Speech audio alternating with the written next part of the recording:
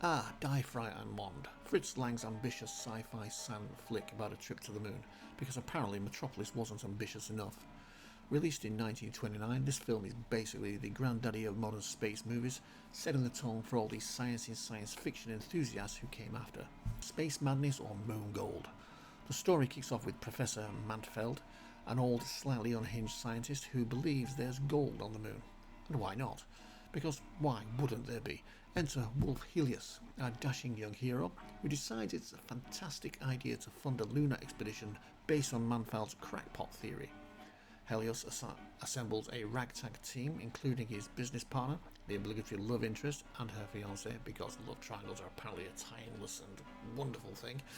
Some shady industrialist who wants to muscle in on the moon gold action, and what follows is an odd mix of melodrama, espionage, and eventually a moon landing that's actually surprisingly plausible for the 1920s.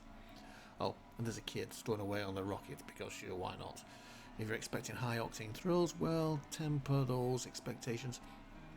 This film spends a lot of time on boardroom intrigue and in technical explanations. The characters. Archetypes assemble. Lang's characters are functional if not particularly complex.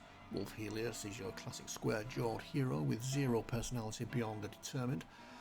Fridi, the love interest, exists mainly to stare longingly at Helios while being inexplicably loyal to her fiancé. Hans is predictably jealous and pretty useless overall. That's the love interest. And the real most valuable person here is Professor Manfeld, a gloriously eccentric weirdo who seems to think cracking like a madman is substitute for a coherent personality. And then there's the kid, Stowaway, who's clearly here for comic relief and absolutely nothing else. Honestly, it's hard to care too much about of any of them.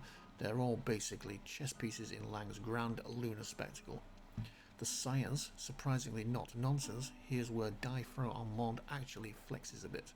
Fritz Lang went all out to make the space travel sequences as realistic as possible, consulting actual scientists and engineers of the time to design the rocket. The film introduces the idea of a multi-stage rocket years before it became a reality in actual space exploration. Even the depiction of weightlessness is handled with a surprising degree of thoughtfulness.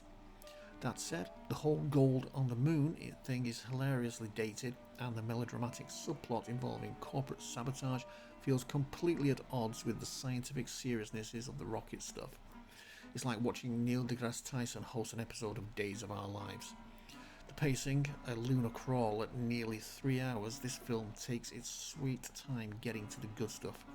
The first hour is bogged down by endless exposition, boardroom scheming, and interpersonal drama that's about as gripping as watching paint dry. Things pick up once the rocket launches, but by that point you might already be checking your watch, or in 1929 your pocket watch. Lang's meticulousness is both a blessing and a curse. He clearly wanted to immerse the audience in every detail of the mission, but he forgot that a little thing called pacing exists. The visuals, silent cinema at its best. If there's one thing Lang absolutely nails, it's the visuals. The rocket design is stunning, the moon landscapes are eerie and atmospheric, and the overall production value is top-notch for the era.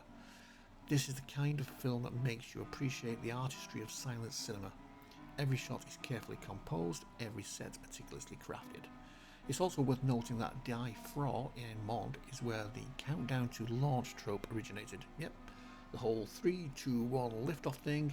Thanks Fritz Lang for that. If nothing else, this movie deserves a toast for the cultural contribution alone. Final verdict, a flawed but fascinating relic. So what's the final word on Die, Frau and Mond? Well, it's a mixed bag. On the one hand, it's a groundbreaking piece of sci-fi cinema that paved the way for countless space movies to come. On the other hand, it's also slow, melodramatic, and more than a little absurd. If you're a fan of Fritz Lang or silent films in general, it's definitely worth a watch, just don't expect it to hold up as a riveting piece of entertainment by modern standards. So, sit back and appreciate Die, Frau and Mond for what it is, an ambitious, imperfect and occasionally brilliant piece of cinematic history. Thanks for watching. If you thought the Fritz Lang epic was interesting, then take a look at his earlier, better known work, Metropolis. Hit that notification button, and if you keep in touch with yourselves, I'll see you later.